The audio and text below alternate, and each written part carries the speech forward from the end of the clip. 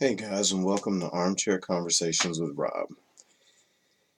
Today, just a quick little rant off the cuff. I was thinking about this one today. People were talking about things around where I was at today about things like failure, anxiety, about not being where you want to be, and all those type of things. And I was just thinking about ways to make lemonade, as I usually do. Um, and one of the thoughts that I thought about failure was this one. You know, it is difficult and it sucks ass sometimes to fail. We don't like to fail because it makes us feel bad. Well, I should say we allow ourselves to feel bad about failure.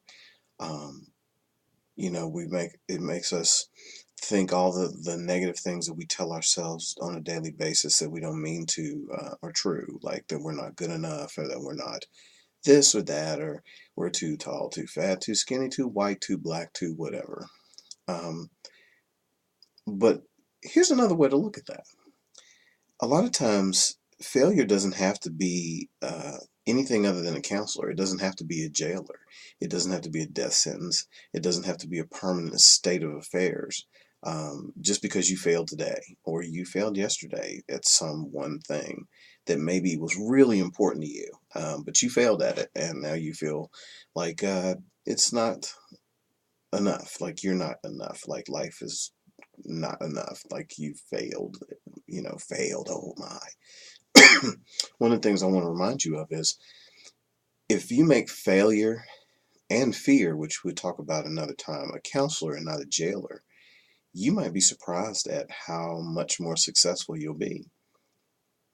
Failing can be a learning experience rather than something to feel bad about. And it's all in your own head. It's between your own two ears. It's up to you what you decide to do with it. If you decide to uh, make it mean that you are this or that, worthless, not good enough, uh, somehow there's something incomplete about you, that's on you. But you could use it as, gee, okay, I failed. Well, why did I fail? And is there a way that I could do this better? And start asking yourself different questions. You might come up with a totally different result. Because again, you make fear and failure counselors and not jailers. So therefore, instead of looking at failure as a horrible thing that you live in mortal fear of, it's funny how they go together. Um, you look at it as something that you can learn from. Okay, I didn't make it this time. Well, what happened? You ask yourself these type of questions. What happened? Was there a way that I could do it better? Um, and if there is a way that I can do it better, how can I learn to do that? And do I want to do that? And those questions are much more empowering than why does everything just happen to me?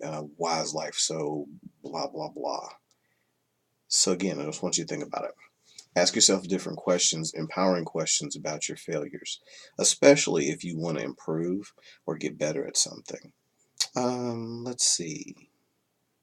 Case in point, let's say you want to get better at shooting basketball and you miss 9 out of 10. Okay.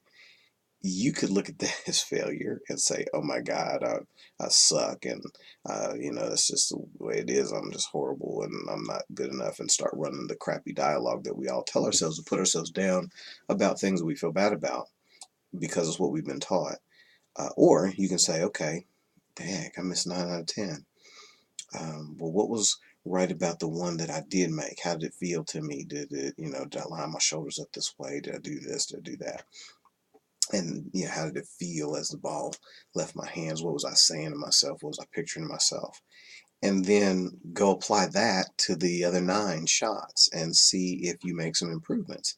And say you make 7 out of 10 next time, and you say, okay, I still would like to make a perfect score. So what was it about those 7 that was really, really good compared to the 3 that I missed? What was the difference in how I felt, how I moved my body?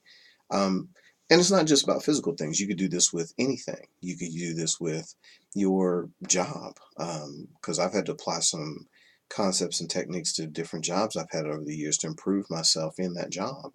Um, and sometimes you have to go out and get training on how to do things differently. You may be able to recognize what you did, but you may not be able to correct it on your own, and that's where teachers and mentors come in.